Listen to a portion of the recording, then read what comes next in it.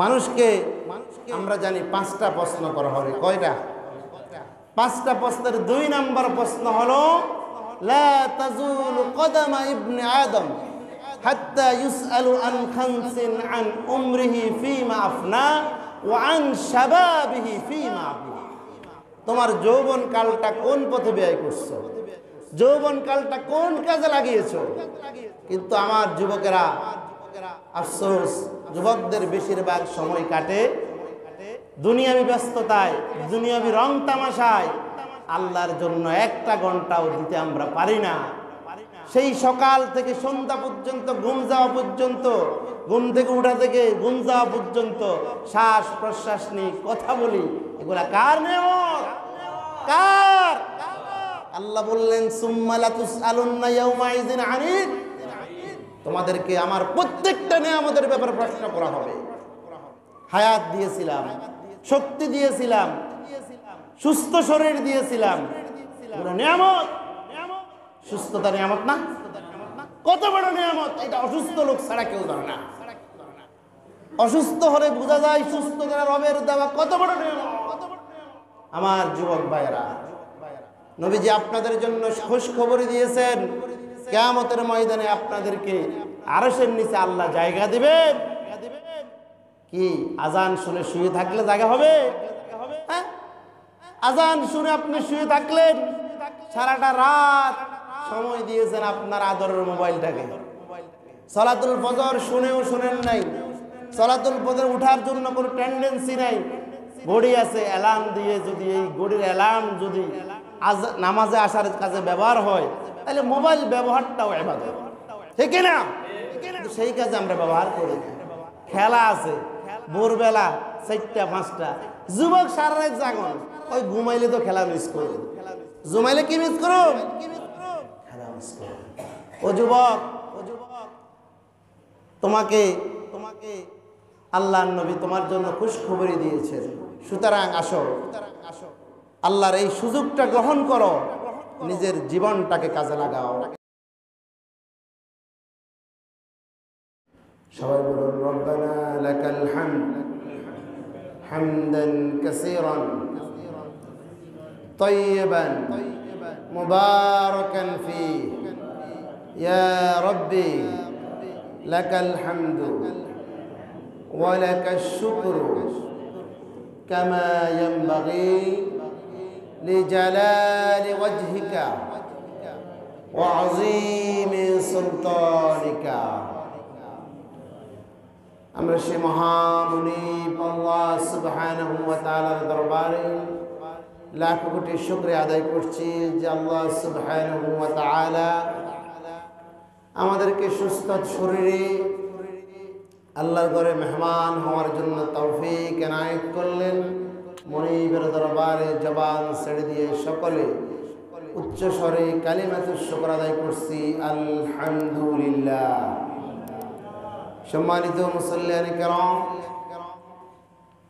আমাদের আজকের আলোচনার বিষয় হচ্ছে কিয়ামতের কঠিন ময়দানে যেদিন আল্লাহর আরশের ছায়া ব্যতীত কোনো ছায়া থাকবে না, সেই দিন আল্লাহর আরশের ছায়ার নিচে স্থান লাভ করবে কারা? আল্লাহর আরশের নিচে ছায়া পাবে যে 7 শ্রেণীর মানুষ, তাদের সম্পর্কে আজকে আমাদের আলোচনা ইনশাআল্লাহ বিইজনিল্লাহ বিতাওফিকিল্লাহ বিআউনিল্লাহি তাআলা। সম্মানিত মুসল্লিয়ানে কেরাম, আল্লাহর নবীর প্রিয় সাহাবী হযরত আবু হুরায়রা রাদিয়াল্লাহু তাআলা আনহু, যিনি হাদিসের জগতে যার অবদান সবচেয়ে বেশি, যিনি আমার নবী থেকে 5374টি হাদিস বর্ণনা করেছেন, সুবহানাল্লাহ। সে হযরতে আবু হুরায়রা, ওনার নাম ছিল ইসলাম গ্রহণের আগে আব্দে শামস অথবা আব্দে ওমর। ইসলাম গ্রহণের পরে তার নাম হয়েছে আব্দুল্লাহ অথবা আব্দুর রহমান। তিনি বিড়াল চানাকে খুব বেশি ভালোবাসতেন। যেখানে যেতেন বিড়ালের বাচ্চাকে উনি ওনার চাদরের নিচে করে নিয়ে যেতেন। আমরাও তো বিড়ালকে ভালোবাসি নাকি? ঘরে বিড়াল থাকলে সবাই একটু খাবার দেয়, আদর করে, করে না? আল্লাহর নবীর প্রিয় সাহাবী হযরত আবু হুরায়রা বিড়াল ছানাকে এত ভালোবাসতেন। একদিন তিনি বিশ্বনবীর মজলিসে বসা, হঠাৎ করে ওনার চাদরের নিচ থেকে একটা বিড়াল ছানা বের হয়ে গেল।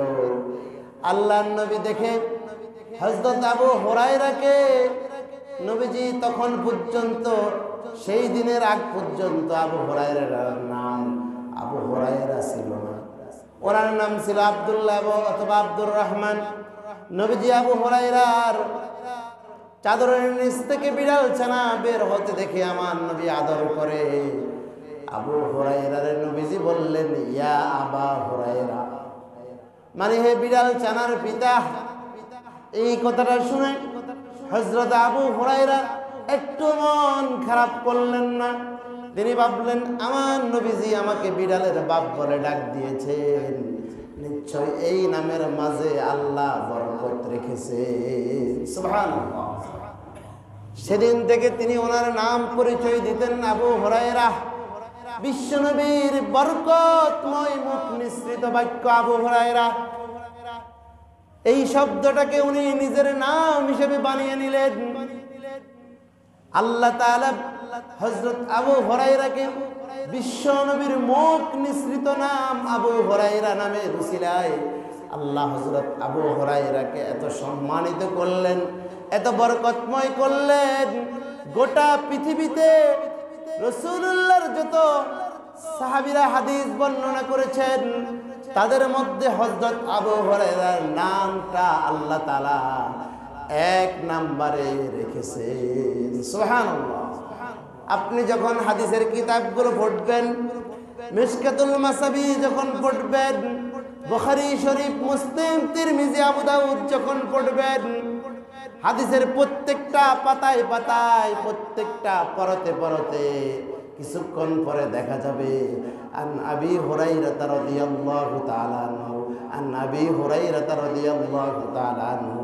এভাবে বিশ্বনবীর হাদিসের পরতে পরতে এই পৃষ্ঠায় না হলে পরের পৃষ্ঠায় গণ গণ যেই সাহাবীর নামটা বারবার হাদিসে এসেছে, তিনি হলেন হযরতে আবু হুরায়রা। সুবহানাল্লাহ। নবীর মুখের কত বরকত। নবীজি বললেন, আবু হুরায়রা, বিড়াল ছানার পিতা। আল্লাহর নবীর মুখ থেকে একটা শব্দ বের হয়েছে, তিনি ওটাকে নিজের নাম বানিয়ে দিলেন, আর সেই নাম তাকে গোটা জগতে বিখ্যাত বানিয়ে দিয়েছে। সুবহানাল্লাহ। সে আবু হুরায়রার হাদিস আমরা আজকে আলোচনা শুনবো ইনশাআল্লাহ।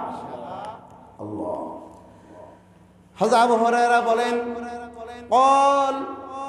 قال رسول الله صلى الله عليه وسلم, আবু হুরায়রা বলেন, আল্লাহর নবী বলেন, সাবআতু ইউযিল্লুহুমুল্লাহু তাআলা ফি যিল্লিহি ইয়াওমা লা যিল্লা ইল্লা যিল্লুহু।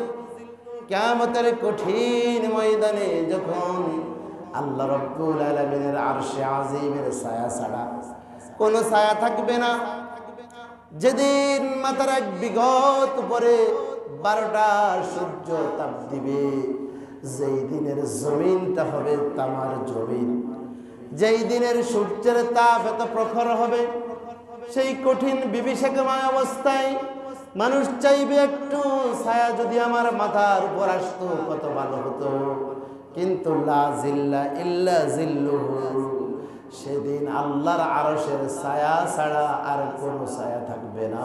আল্লাহু আকবার। সেই কঠিন বিভীষিকাময় মুহূর্তে قال سبعته يذلهم الله تعالى في ظله يوم لا ظل إلا ظله إمام عادل।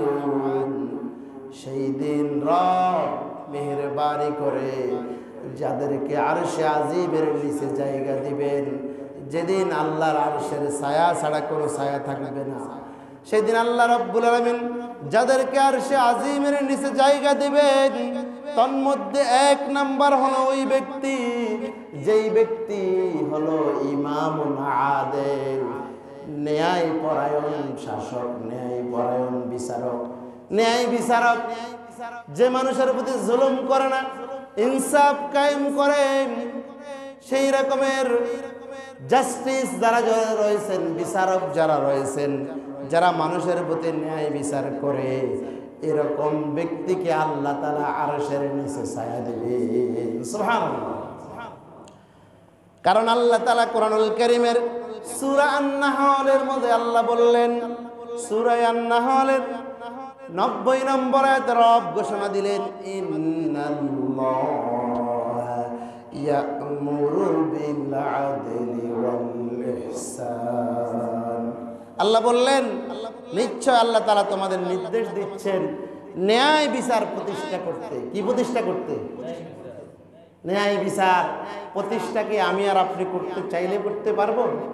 সবাই মিলে ন্যায় বিচার প্রতিষ্ঠার কাজ করতে হবে। আমি যদি বলি কোরআনের আয়াত দিয়ে হুজুর সারা জীবন ওয়াজ করে যাচ্ছে, জুমাতে প্রত্যেক জুমায় হুজুর বলছে ইন্নাল্লাহা ইয়া'মুরুকুম বিল আদলি ওয়াল ইহসান, বলে কি বলে না? ন্যায় বিচার কি প্রতিষ্ঠা হয়ে যাবে? ন্যায় বিচার প্রতিষ্ঠা হবে। ন্যায় বিচার যদি রাষ্ট্রীয়ভাবে প্রতিষ্ঠিত হয়ে যায়, মানুষগুলা যদি ব্যক্তিগতভাবে নৈতিকভাবে নীতিপরায়ণ হয়ে যায়, রাষ্ট্রীয়ভাবে যদি ন্যায় এবং ইনসাফ কায়েম হয়ে যায়, এটার সুফল গোটা জাতি, গোটা দেশ, সমাজ, পরিবার, প্রত্যেকটা নাগরিক এটার সুফল পাবে কি পাবে না? পাবে। আল্লাহ বললেন ইন্নাল্লাহা ইয়া'মুরুকুম বিল আদলি ওয়াল ইহসান। আল্লাহ তাআলা তোমাদের আদেশ দিচ্ছেন ন্যায় বিচার প্রতিষ্ঠা করতে, মানুষের প্রতি সদাচরণ করতে, ওয়া ইতাই যিল কুরবা, নিকটবর্তী আত্মীয়স্বজন যারা রয়েছে তাদের প্রতি তোমরা যেন সহযোগিতার হাত বাড়িয়ে দিতে পারো। আর আল্লাহ নিষেধ করেছেন ওয়ায়ানহা আনিল মুনকার, সকল অন্যায় গর্হিত খারাপ কাজ করতে আল্লাহ তোমাদের কি করেছেন? নিষেধ করেছেন। আর ওয়াল বাগি ইয়াইদুকুম লাআল্লাকুম তাযাক্কারুন, আল্লাহ তাআলা তোমাদেরকে তিনি সকল অশ্লীলতা, বেহায়াপনা, পাপের কাজ, সীমালঙ্ঘনের ব্যাপারে আল্লাহ নিষেধ করেছেন। তিনি তোমাদেরকে উপদেশ দেন এই জন্য যাতে করে তোমরা আল্লাহর এই উপদেশ থেকে শিক্ষা গ্রহণ করতে পারো। এখন আসেন, আপনি সমাজের বিচারক, রাষ্ট্রের বিচারক, পরিবারের বিচারক।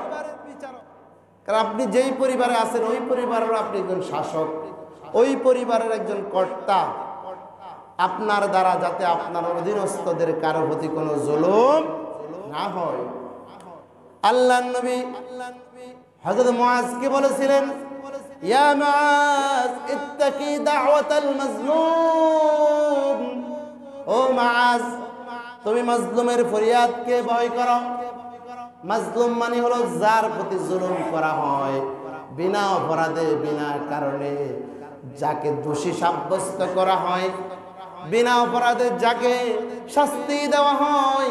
লোকটা কোনো জুলুম করে নাই কিন্তু তাকে জালেম উপাধি দেওয়া হয়। লোকটা কোনো চুরি করে নাই, তাকে চুরির অপবাদ দেওয়া হয়। লোকটা কোনো অন্যায় করে নাই, তাকে অন্যায়ের অপবাদ দেওয়া হয়। এই লোকটা মাজলুম। অনেক সময় দেখা যায় মাজলুম জুলুমের শিকার হয়, কিন্তু আমি জুলুমের শিকার, এই কথাটাও মুখ দিয়ে প্রতিবাদ করতে পারে না। এই অবস্থায় এরকম যারা রয়েছে, আল্লাহর নবী বলেন ইত্তাকি দাওয়াতাল মাজলুম, ও মুআজ মাজলুমের ফরিয়াদ থেকে আল্লাহর ভয় করো। ফাইন্নাহা লাইসা বাইনাহা ওয়া বাইনাল্লাহি হিজাব, কারণ মাজলুমের চোখের পানি, মাজলুমের আর্তনাদ, এটার মাঝে আর আল্লাহর মাঝে কোনো পর্দা নাই। আল্লাহু আকবার। মাজলুম কষ্টে বুকটা বাসায়, রাত্রের অন্ধকারে চোখের পানি দিয়ে যায় নামাজ বাসায়, কিছুই বলতে পারে না। আমরা কত মাজলুমের ইতিহাস দেখেছি। নিরপরাধ মানুষদেরকে, নিরপরাধ ওলামায়ে কেরামকে অন্যায়ভাবে হাতে রশি দিয়ে বেঁধে মনে হয় যেন বাজারে গরু নিয়ে যাচ্ছে। দেখছেন না আপনারা? এই দৃশ্যগুলো অত্যন্ত বেদনাদায়ক।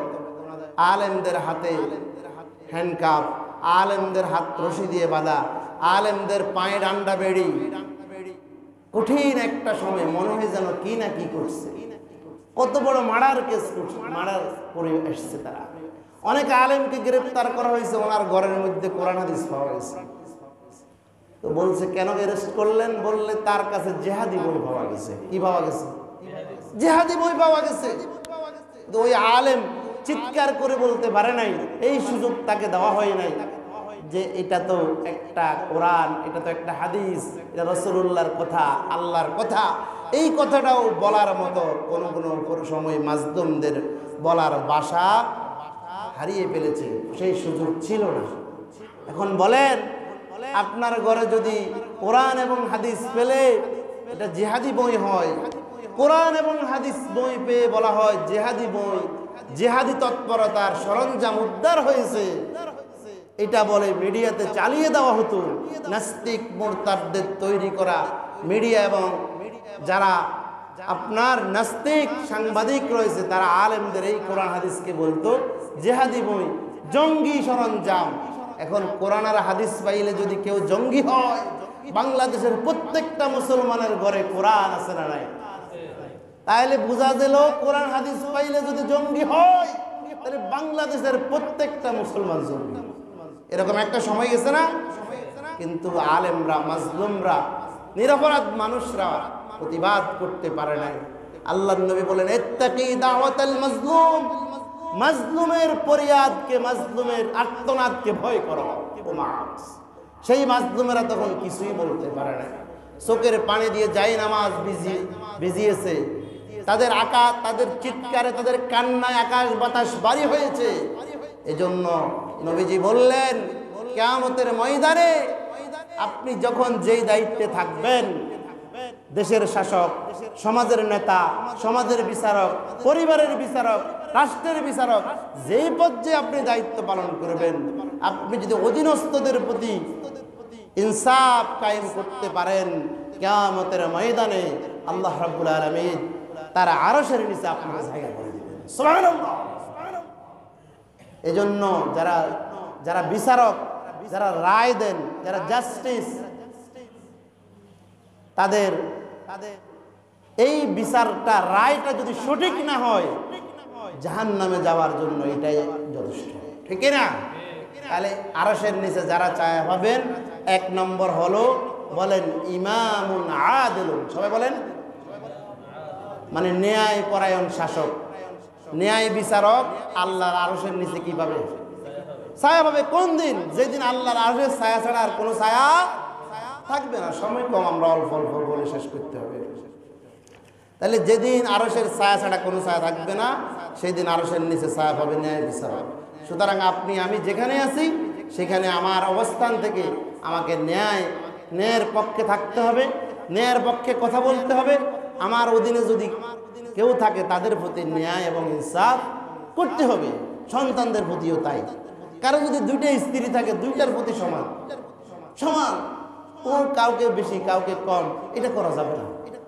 এরপরে নবীজি বললেন, ওয়াশাবুন নাশা ফি ইবাদাতিল্লাহ, বিশ্ব নবী বলেন, কিয়ামতের ময়দানে আল্লাহর আরশে আজিমের ছায়া ছাড়া যেদিন কোনো ছায়া থাকবে না, সেদিন রব যাদেরকে আরশের নিচে ছায়া দেবেন, তন্মধ্যে 2 নাম্বার হলো ওই যুবক যে তার যৌবনকালটা আল্লাহর ইবাদতে কাটিয়েছে।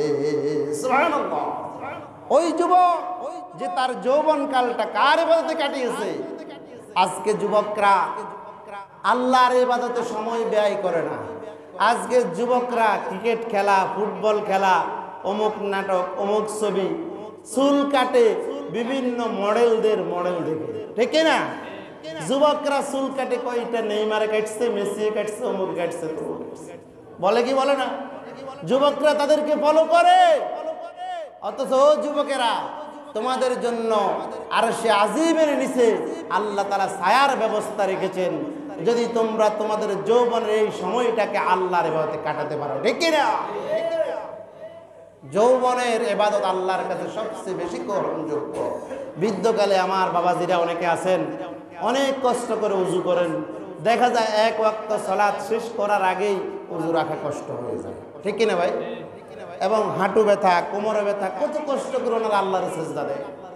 কিন্তু যুবকদের শরীরে শক্তি আছে, সামর্থ্য আছে, তারা চাইলে সুন্দরভাবে উজু করে, ঠান্ডা পানি দিয়ে উজু করে, দীর্ঘ সিজদা, দীর্ঘ রুকু করেও তারা সালাত আদায় করার সুযোগ আছে না? কিন্তু সেই যুবক যদি নিজের যৌবন কালটাকে দুনিয়াবি লোভ লালসায় নষ্ট না করে যদি ইবাদতে কাটাতে পারে, আল্লাহর নবী বললেন আল্লাহ তাআলা তাকে আরশের নিচে জায়গা দেবেন। সুবহানাল্লাহ। মানুষকে আমরা জানি 5টা প্রশ্ন করা হবে। কয়টা? 5টা প্রশ্নের 2 নম্বর প্রশ্ন হলো লা তাজুলু কদামা ইবনে আদম হাত্তা ইউসআলু আন খামসিন আন উমরিহি ফীমা আফনা ওয়া আন শাবাবিহি ফীমা আবলা। তোমার যৌবন কালটা কোন পথে ব্যয় করছো, যৌবন কালটা কোন কাজে লাগিয়েছো। কিন্তু আমার যুবকেরা, আফসোস, যুবকদের বেশিরভাগ সময় কাটে দুনিয়াবি ব্যস্ততায়, দুনিয়াবি রং তামাশায়। আল্লাহর জন্য 1টা ঘন্টাও দিতে আমরা পারি না। সেই সকাল থেকে সন্ধ্যা পর্যন্ত, ঘুম যাওয়া পর্যন্ত, ঘুম থেকে উঠা থেকে ঘুম যাওয়া পর্যন্ত শ্বাস প্রশ্বাস নিয়ে কথা বলি, এগুলা কার নিয়ামত? কার? আল্লাহ বললেন সুম্মা লাতুসআলুন্না ইয়াউমাইযিন আনিল। তোমাদেরকে আমার প্রত্যেকটা নিয়ামতের ব্যাপারে প্রশ্ন করা হবে। হায়াত দিয়েছিলাম, শক্তি দিয়েছিলাম, সুস্থ শরীর দিয়েছিলাম, নিয়ামত। সুস্থতা নিয়ামত না?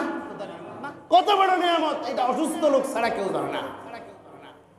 অসুস্থ হলে বোঝা যায় সুস্থতা রবের দেওয়া কত বড় নিয়ামত। আমার যুবক ভাইয়েরা, নবীজি আপনাদের জন্য খুশ খবরই দিয়েছেন, কিয়ামতের ময়দানে আপনাদেরকে আরশের নিচে আল্লাহ জায়গা দিবেন। কি আজান শুনে শুয়ে থাকলে জায়গা হবে? হ্যাঁ, আজান শুনে আপনি শুয়ে থাকলেন, সারাটা রাত সময় দিয়েছেন আপনার আদরের মোবাইলটাকে। সালাতুল ফজর শুনেও শুনেন নাই, সালাতুল ফজর উঠার জন্য কোনো টেন্ডেন্সি নাই, ঘড়ি আছে, অ্যালার্ম দিয়ে যদি এই ঘড়ির অ্যালার্ম যদি নামাজে আসার কাজে ব্যবহার হয়, তাহলে মোবাইল ব্যবহারটাও ইবাদত, ঠিক না? সেই কাজে আমরা ব্যবহার করি না। খেলা আছে ভোরবেলা 4টা 5টা, যুবক সারা রাত জাগন, ওই ঘুমাইলে তো খেলা মিস করো, ঘুমাইলে কি মিস করো? খেলা মিস করো। ও যুবক, তোমাকে আল্লাহর নবী তোমার জন্য খুশ খবরই দিয়েছেন।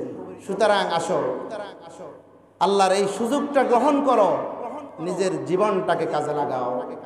বিশ্বনবী বলেন ইগতানিম খামসান ক্বাবলা খামসিন। আমার নবী বলেন, ও আমার উম্মতেরা, তোমরা তোমাদের জীবনে 5টি বিষয় আসার আগে 5টা বিষয়কে গুরুত্ব দাও। কয়টা আসার আগে কয়টাকে? 5টা আসার আগে 5টাকে। এইটা আমল করলে না।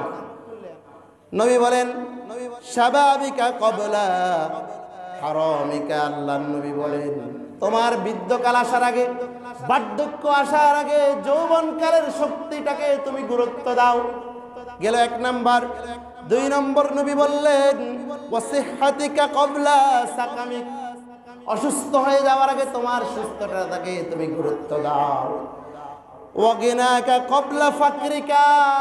বিশ্ব অসহায়, দরিদ্র, অভাবী হয়ে যাওয়ার আগে তোমার হাতে অর্থ আছে, সম্পদ আছে, টাকা আছে, পয়সা আছে, আর্থিক সচ্ছলতা আছে, আর্থিকভাবে কষ্টে পড়ার আগে, দরিদ্র হয়ে যাওয়ার আগে, আর্থিক কষ্টে পড়ার আগে আর্থিক সচ্ছলতাকে গুরুত্ব দাও। আমার নবী বলেন ওয়া ফারাগাকা ক্বাবলা শুগলিকা। ব্যস্ত হয়ে যাওয়ার আগে অবসরটাকে গুরুত্ব দাও।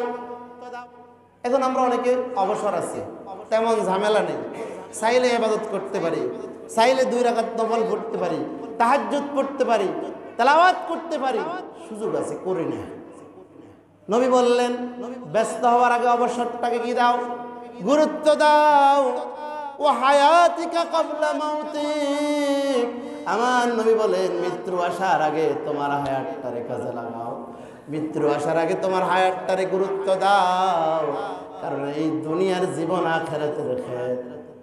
আমল সে জিন্দগি বুনতি হ্যায়, আমল সে জিন্দগি বুনতি হ্যায়, जन्नत का जहन्नम भी ना नुरी है आईना नारी। নবীজি বলেন আমল দিয়ে জীবনটারে সাজাও, আমল দিয়ে জীবনটারে সাজাও। তোমার এই আমলের কারণে তোমার জন্য হয়তোবা জান্নাতের বাগান হবে, না হলে তোমার জন্য জাহান্নামের টুকরা হবে, ঠিক কিনা? আমলের উপরে নির্ভর করবে তুমি কি জান্নাতি নাকি তুমি জাহান্নামী? আমার আল্লাহ কেন হায়াত আর মাউত সৃষ্টি করলেন? রবকে যদি জিজ্ঞাসা করি, আমার আল্লাহ সূরা মুলুকের মাঝে বলে দিচ্ছেন, আল্লাযী খালাকাল মাউতা ওয়াল হায়াতা লিয়াবলুয়াকুম আইয়ুকুম আহসানু আমালা।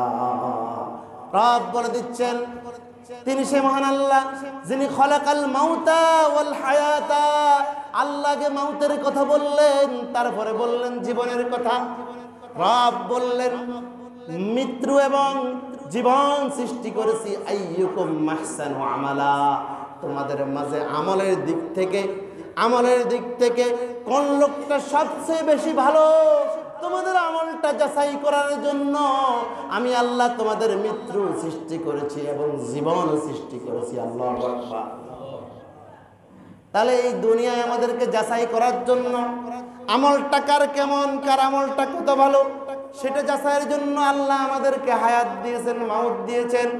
কিন্তু আল্লাহর এই দেওয়া হায়াত পাওয়ার পরেও আল্লাহর নাফরমানি বান্দা করে কি করে না? করে কি করে না?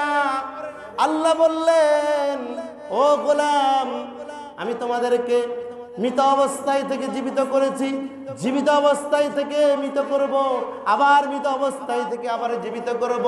আল্লাহ বললেন সূরা বাকারায়, কাইফা তাকফুরুনা বিল্লাহি ওয়া কুনতুম আমওয়াতা। আল্লাহ কয়, কিভাবে তোমরা আমার অস্বীকার করো? এক সময় তোমরা কি ছিলা? সবাই জিন্দার ছিলা না মুর্দা ছিলা? আমওয়াত, সবাই কি ছিলা? মৃত ছিলা, মুর্দা ছিলা, লাশ ছিলা। হাল আতা আলাল ইনসান হিনুম মিনাদ দাহর লাম ইয়াকুন শাইয়ান মাযকুরা। তোমার কোনো অস্তিত্ব ছিল না, আজকে বাহাদুরি দেখাও। আল্লাহর দেওয়া শক্তি পায়া আল্লাহর সাথে গাদ্দারি করো, রবের সাথে তুমি ঔদ্ধত্যপূর্ণ আচরণ করো, সীমালঙ্ঘন করো। আল্লাহ কয়, তুমি কি? তোমার আমি 3.5 হাত বড়ি দিছি, কিছু ক্ষমতা দিলাম, কিছু পাওয়ার দিলাম, কিছু পড়ালেখা করছো, চাকরি বাকরি করো, তোমার ক্ষমতা আছে, হ্যাঁ পাওয়ার আছে, অহংকার করো। হাল আতা আলাল ইনসান হিনুম মিনাদ দাহর। এমন একটা সময় ছিল তুমি কোনো উল্লেখযোগ্য বিষয়বস্তু হিসেবে, কোনো তোমার গণনায় হিসাবে তোমার কোনো অস্তিত্ব কি ছিল? ছিল। আল্লাহ বলে, কি দিয়ে তুই অহংকার করস?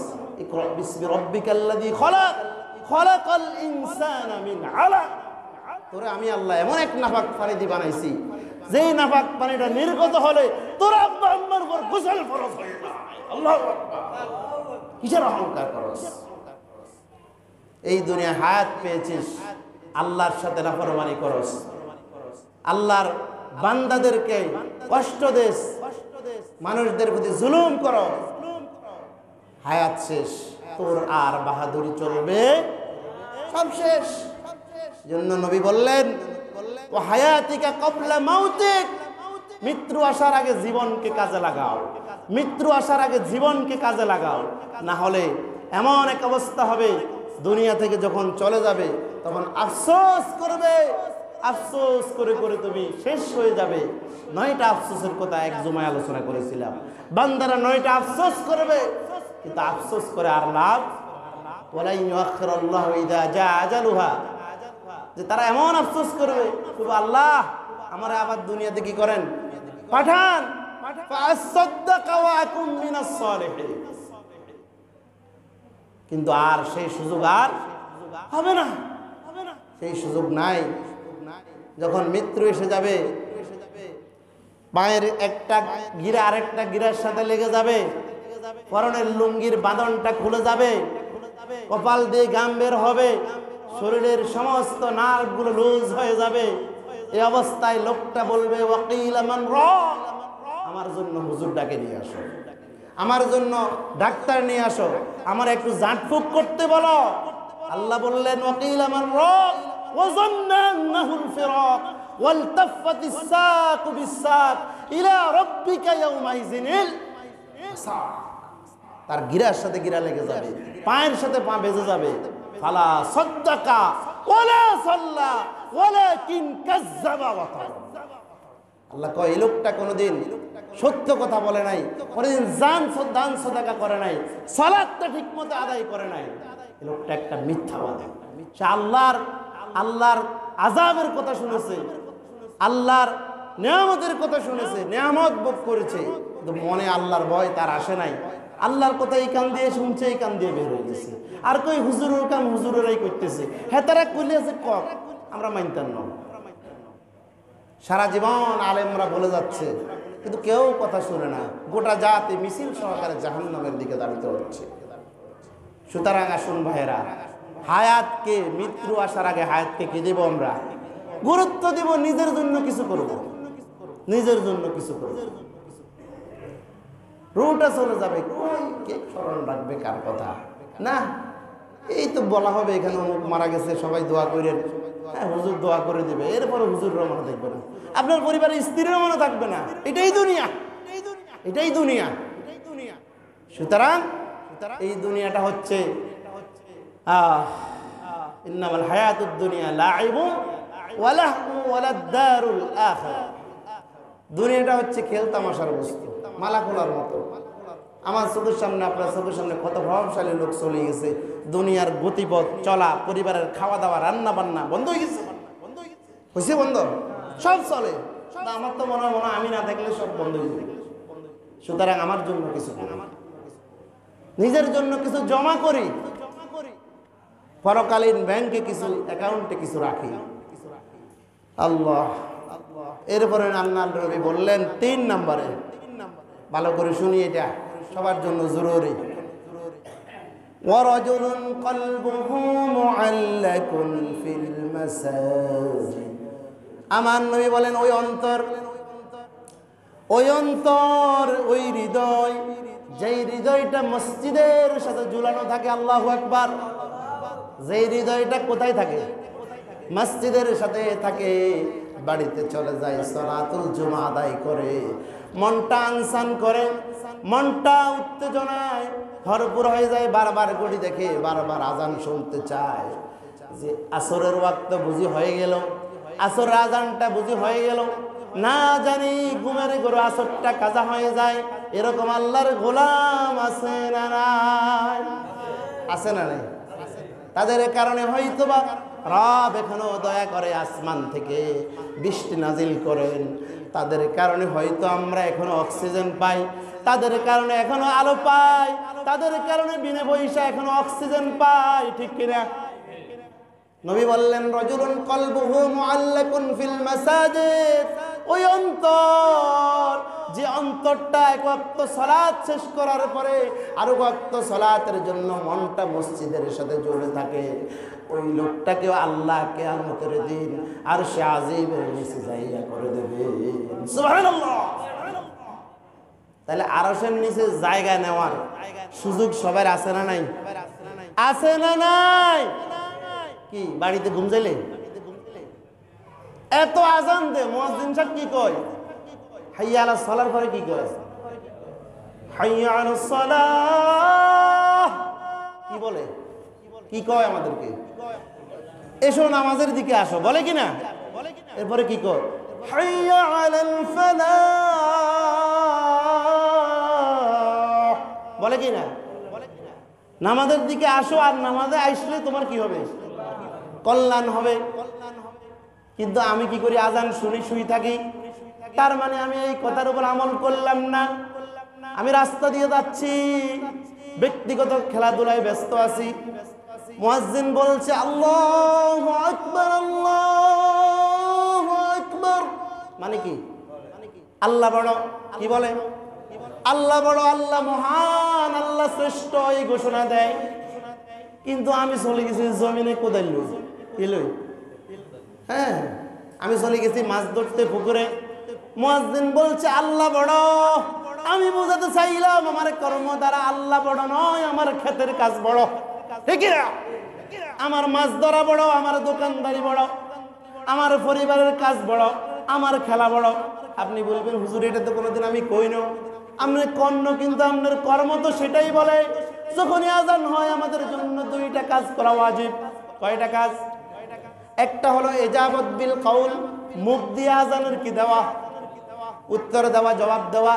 2 নম্বর আসল দায়িত্ব হলো ইজাবত বিল ফিল, আমার কর্মের মধ্য দিয়ে আজানের প্রকৃত জবাব দেওয়া। সেটা কি? নামাজে শামিল হওয়া, পুরুষরা জামাতে এসে শামিল হওয়া সুস্থ হলে।